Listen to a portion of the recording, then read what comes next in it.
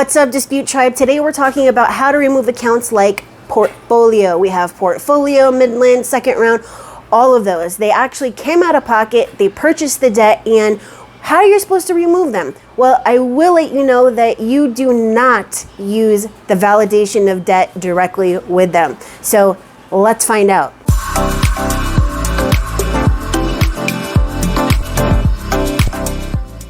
Okay, so you're probably asking yourself, well, if I can't use the validation of debt method, then how the heck am I going to remove this account?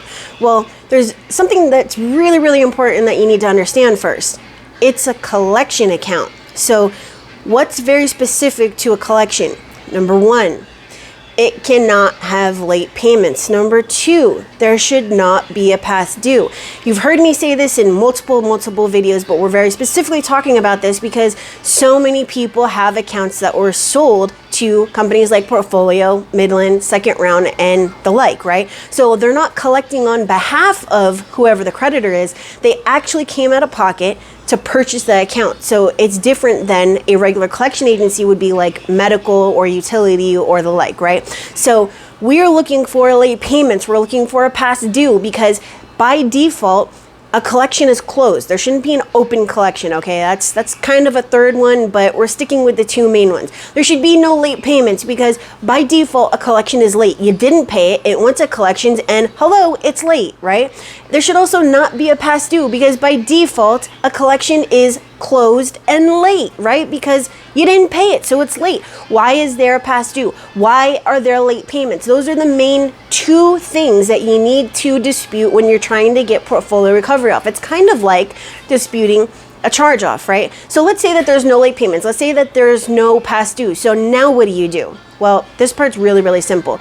Dispute it like it's a charge off. You're looking for the date last active, the date last paid, the payment status details. You're looking for, are the balances the same, and so, et cetera, right? And then after you disputed, maybe let's just say 2 rounds, now you're looking for the notice of dispute. Did they put the required notice of dispute pursuant to section 623? No? Okay, it's a violation, okay? So please remember, number one, you are not using the debt validation directly with Portfolio. You don't want to go, here I am, I'm trying to clean up my life, sue me, okay? You don't want to be put in the spotlight if it is within the statute of limitations for them taking you to court within, for your state, okay? Now, that's another thing is that people kind of get it confused. There's a statute of limitations for the state, and there's a statute of limitations for your credit report. The credit report statute of limitation is the same no matter where you are at. However, the statute of limitations for your state is different by state. So I'm in Nevada. Let's just say it's 4 years here. California is 4 years. New York is 4 years. Wisconsin is either like 10 or 15. That means that they can come after you for 10 to 15 years, whichever one is relevant, for the debt, okay? But here, they can only come after you for 4 years, right? So that's what I'm talking about, that it is different per se. So one of the important things that you need to remember is that if you are going to dispute directly with a collection agency or a debt buyer, now with a debt buyer, do not recommend it. I do not do it for my clients, but I can't force you to pay attention and listen to me, but you want to listen to this. Don't dispute directly with them if it's within that statute of limitations for them taking you to court. Because once again, you don't want to put the limelight on yourself, okay? And yes, you can make it easier for them to sue you, and I don't want that for you. So number one, don't dispute directly with them. Number two, don't use the debt validation method. And number three, look for late payments and a past due. And what am I on? 4? Is this 4? Number 4 or 5, whichever one I'm actually on, treat it as a charge off if you run out of reasons on the past due and that didn't work, and late payments, or if they just don't exist on that reporting. Now, another thing that you will want to pay attention to is where you are pulling your credit report from, okay? So I have all of my clients, literally every single client that I have uses IDENTITYIQ. It is a requirement for the program. Why?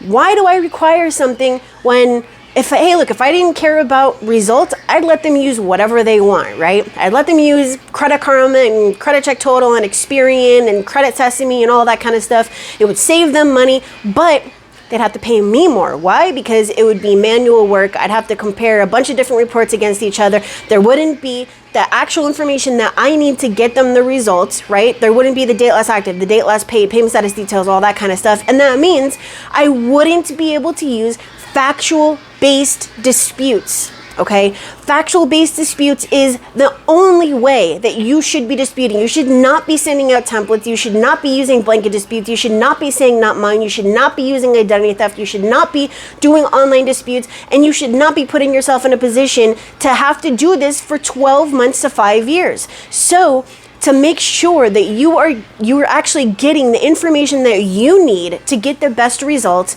use IDENTITYIQ. Now, I will, as a side note, let you know that I am an affiliate with them, but what's $1, okay?